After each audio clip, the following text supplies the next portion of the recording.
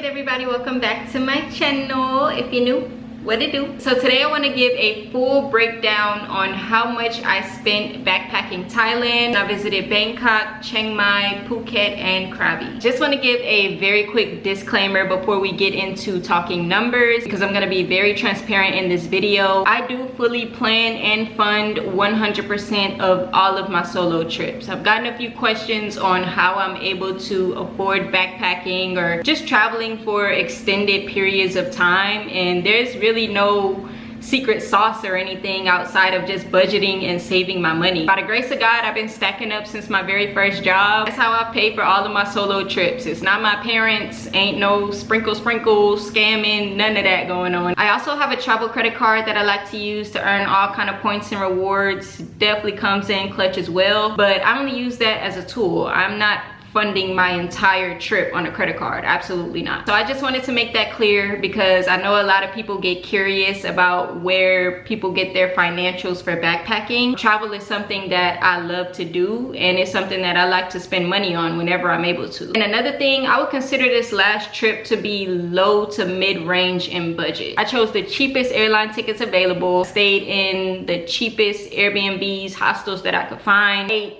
a ton of 7-Eleven meals. So this was not no luxury trip. I would say keep in mind what type of traveler you are and build your budget from there. Some trips I do like to splurge a little bit more on accommodation or nicer restaurants, but this was not one of those trips. I really wanted to focus my budget solely on exploring activities and getting around. But all right, without further ado, let's get straight into it. I'm gonna give you guys a full rundown on every single dollar, every single baht that I spent in Thailand, and I wrote it all in this notebook right here. From the pre-planning, flights, accommodations, all the way down to the daily spending, I recorded everything here in this notebook, and I'm gonna be breaking this video down into 4 different parts. Shout out to Holly Gabrielle. I was searching for some inspo on how I wanted to break down this video, and I think she did a really good job. So will be some similarities in the categories, but I did go ahead and break it down a little bit differently. So I'll go ahead and link her video down below if you'd like to check that one out as well. But the 4 parts to this video is going to be pre-departure costs, daily spending, trip total, and budgeting tips. And you probably will see me look over to the side right here a little bit, because this is where all of my notes are. And I'll also be sharing the different categories and numbers on the screen as well, so you can follow along. Okay, so boom, y'all. Okay, so boom. We about to get into the pre-departure costs. It looks a little bit dusty in my notebook, y'all. That's why I went ahead and made an actual PDF document for you guys to follow along. But this is how everything looks in my notebook.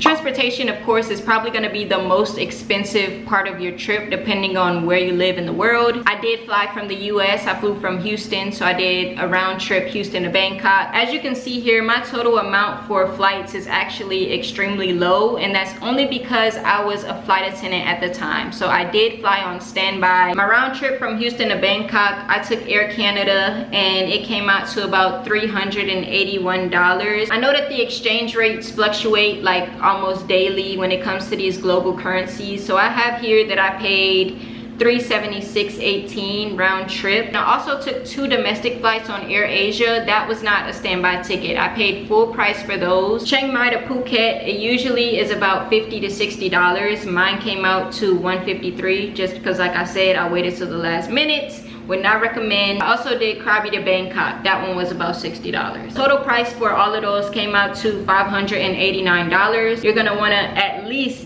double that if you're paying for a regular ticket, international ticket at least. But once you get there, everything is cheap. Next, we have the sleeper train. I took that from Bangkok to Chiang Mai. I would highly recommend, if you're gonna be in Thailand for a good amount of time and you have the time to just dilly-dally on a train for a few hours. I had a great experience. I know that there's a lot of mixed reviews out there, and a lot of people are just like, oh, just take a flight. It's only 45 minutes. We don't have time. But if you'd like to take a scenic route and you don't mind riding for about 11-12 hours, then hey, why not? Lastly, we have the speedboat, which I took from Phuket to Krabi. I booked that on 12Go, which I would highly recommend if you're looking for transportation between those islands. That's gonna be a nice cheap option. That total came out to about $46. Total amount spent on transportation is $690.87. Definitely on the lower side, so like I said, if you plan on paying full price for your flight tickets, just add a few more hundreds, but book in advance so you can get a pretty good rate. Next, we're gonna move into accommodations.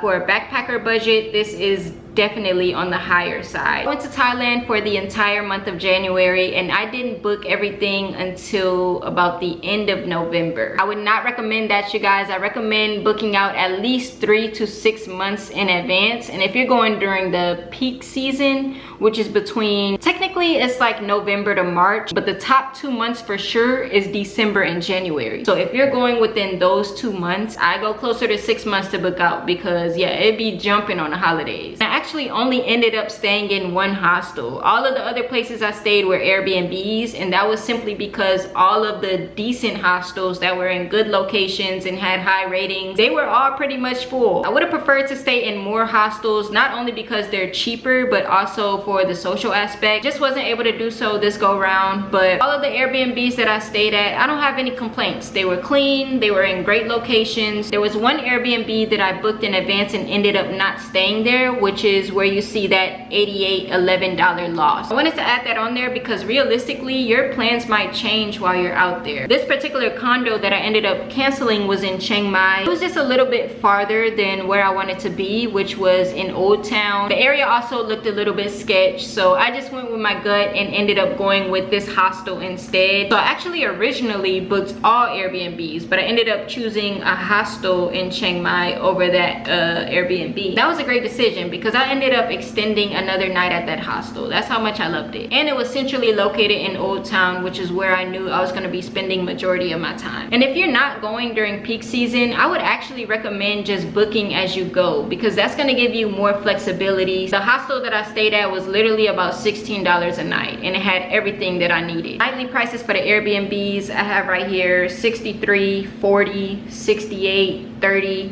So that's relatively on the higher side when it comes to a backpacker budget. But yeah, just make it a priority to book in advance if you can for those hostels and Airbnbs when it comes to the peak season. Total came out to $1,066.87 for that. And lastly, for pre-departure costs, we have travel insurance. This is a requirement. Okay, this is a requirement. Do not leave your country for an extended period of time without any type of insurance. Your medical insurance at home is not gonna cover you in Thailand. Anything can happen. They have all type of scooter accidents each year. Outdoors on a tour, maybe you ate the wrong thing and your stomach all jacked up. You just never know. So I would highly recommend getting some travel insurance. I went with Safety Wing, which I also used in the past when I went to Bali. This covers more than medical as well. This is also if your things get lost, if they get stolen, any issues with your flights, if they get canceled or for some reason you can't attend the trip anymore, it covers your flight costs. If you have a family emergency back home and you need to get back, they'll cover the flight. Just all kind of things that they cover. I would highly recommend travel insurance. Now it's about $56 per month. I was charged for 2 months because they highly recommend buying the travel insurance at the same time that you buy your flight, just in case something happens and you're not able to take your trip anymore. Then they can cover your flight expense. But I probably bought my travel insurance like a week or 2 before I left. Total came out to $112.56. My total for transportation, accommodations, and travel insurance came out to $1,870.30. Now we're gonna move into the daily spending. So I went ahead and divided all of my daily spending into categories. There are 2 categories on here that are estimated, and the rest is exact prices. Really quickly, I want to show you guys too how that looks in my little budget tracker. Let's see.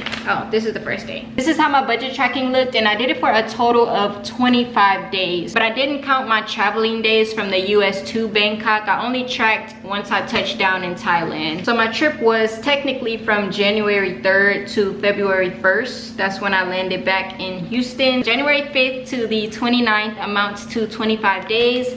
And this is every single baht that I spent. I would literally just keep all of my receipts, and then at the end of each day I would write down every single transaction as well as my ATM withdrawals. I put the date up here, and then I would put the total amount spent right here.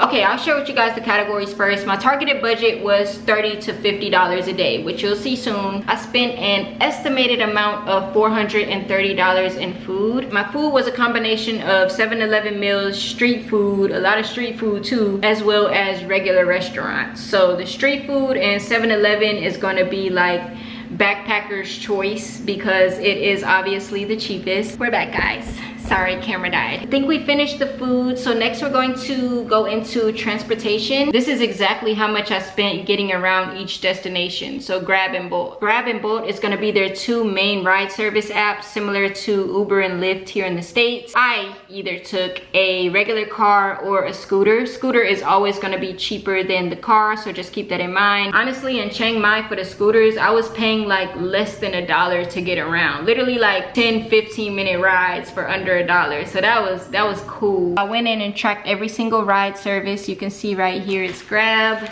Here, let me show y'all some more days. Here on Thursday, you can see that I got 3 different Grabs. The 9th, Grab, Bolt. Anytime you see Grab or Bolt, that was me going somewhere. For a month, to say that I only paid about $100 total in transportation is really good. I did do a lot of walking though, just because I'm an explorer. So if it was like a 15, 20, even 30-minute walk, I was like, cool, you know, I want to explore the area. So I made that walk. Next is tours and activities. I booked 2 tours on Viator, and one, I think I put Diamond Cave. Diamond Cave was like $12. I really didn't visit as many temples as I thought I would. I just visited the one that they did on the tour in Chiang Mai. So definitely I would add a little bit more because there's all kind of temples out there in Thailand. Bangkok and Chiang Mai have a lot for sure, but I would definitely add that in there if you know that you're going to be visiting a good amount of temples. And I think the other tour was island hopping from Krabi. So 133 was probably on the lower side because I do like to do a lot of solo exploration as well. But I know some people, they like to book tours and have the guide, you know, for a good amount of time that they're traveling. Next is laundry. They had a laundromat on every corner, so you do not have to worry about getting your clothes clean when you come to Thailand. I was a little nervous each time because I didn't know if they would like ruin the clothes or like end up lost or something, but they was green every single time and they smelled amazing. Total of $36 for the month. And then last but not least, we have miscellaneous. This was everything else that I spent my money on. Obviously that was not in any of these categories. Shopping that I did along the way. Gym memberships, I bought a few day passes, one for the week. Co-working space, I paid for a 5-day pass. That was like $50. Probably some more like tour and activity stuff in there. I remember I had to go to the beach and I had to get like a towel and stuff for that. So that's everything else in the miscellaneous section. Targeted budget, like I mentioned to you guys earlier, was $30 to $50 a day. This is what I agreed on before I went out there. If you times both of those numbers by 25, you're gonna get between $750 to $1,250, which I was like, cool, that works. And now I'm gonna reveal to you guys the total amount spent for 25 days. It came out to $962.63. If you divide that number by 25 days, you get $38.50. So did I stay on budget? Yes, ma'am, I did. They like right in the middle of where I wanted to be, about $40 a day, and that was cool. Honestly, the days even themselves out because some days I would only spend like $20, and then other days I'm spending between like $60 to $90. I don't know, I can read some days off to you. For example, total $34.23. Next day $30.97, $17.92, that's cheap. $33.15, $28.16, $27.99. Let's see, on the 12th I only spent $10 and 11 cents. 65.23. Ooh, I had a busy day that day. Oh, that's when I went to get my nails done and everything. I had a little self-care day. Ooh, we had 73.87. What we did here? Oh, I had to take that Grab.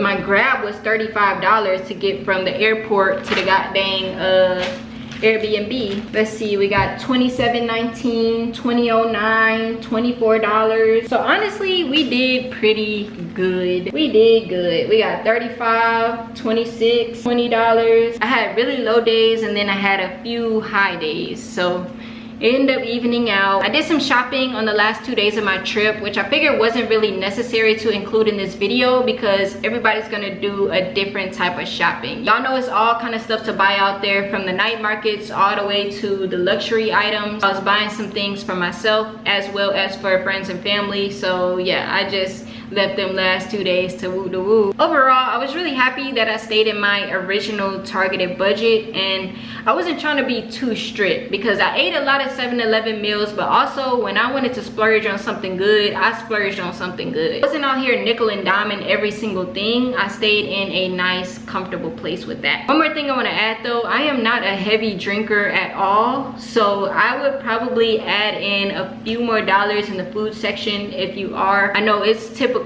with backpacking culture. A lot of them are on the bar scene and go out pretty consistently, so I will say if you know that you do a good amount of drinking, add a few dollars to the food section for sure. All right, now we're at the last part, and that is the trip total. So we had the pre-departure at $18.70, daily spending $9.62. Total came out for the entire trip to $2,832.93. Like I said, probably it's a couple more hundred for the shopping that I did at the end. So yeah, that is everything that I spent on my 1 month trip to Thailand. Now I want to share a few tips that I would give you before going out there. Let me pull it up. All right, tip number 1, book your flights and accommodations 3 to 6 months in advance if you are visiting during the peak season. This is gonna be from November to March, but definitely December and January. Those are the top 2 months that you're gonna want to book in advance. Not only is it going to save you money, but you're also gonna have a wider range of accommodation options. Better hostels, better locations, all of that stuff. Next tip that I have is to use bot for most of your daily expenses, especially most of these night markets and stalls. They're only gonna take cash anyway. I say Bangkok, you're pretty much good to use card anywhere, but cash is still king in Thailand. And I also found that it was a lot easier for me to keep up with my transaction while using cash. And with that, I looked up the best ATMs that had the lowest fees. So yeah, definitely use cash for those smaller daily expenses, but card is okay for the bigger purchases. Next, transportation. You're gonna be using Grab and Bolt. They're 2 ride services. Scooter is always gonna be cheaper than a car. Just gotta be careful safety wise. Usually if I was going like a pretty good distance, then I would choose a car, but if it was like a shorter distance, I would choose scooter. You also have the option to rent a scooter, but just make sure that you know what you're doing and make sure you know how they drive out there. Book accommodations in good central locations to reduce your transportation costs. Phuket is where I messed up. So I was only there for 2 days and I ended up staying in Kata Beach, but I really wanted to explore some of Patong. So I should have just stayed in Patong. Kata was a little bit more out the way, so lesson learned. I tried booking cars there. I couldn't even get to Patong because the traffic was that bad. And when I did call it, it was a pretty hefty penny. Last but not least, if you're on a really strict backpacker budget, then I would highly recommend eating at night markets and 7-Eleven. This is going to be your cheapest food options that get you full. Night market gonna get you some protein and rice easy, and 7-Eleven, they have some really good options. I was just like a kid in a candy store in there, always wanting to try something new every time I went in. 7-Eleven ain't nothing like the one in the US, y'all, trust me. This is probably like they Buc-ee's. If you know, you know. And they got even more options. So yeah, I would highly recommend both of those. That's all that I have, you guys. That is every single baht that I spent while in Thailand. Thailand. I had a blast. I had an amazing time. I can't wait to go back one day in the future. Comment down below if you have any other questions about pricing and budgeting when it comes to visiting Thailand. And if you backpacked Thailand before, let me know if there's anything I can do to improve my numbers. This is gonna be the very last Thailand video that I have for the foreseeable future, you guys. We're gonna wrap this chapter up. Y'all stay tuned because I'm gonna be releasing my travel blog website very soon. Something that I've been working on lately as I've been navigating my season of transition. Y'all check that out. It'll include some travel itineraries, destination guides, solo travel tips, just everything pertaining to travel, everything that I have learned along the way and I am willing to share. Love you guys so much, and I will see you in my next video.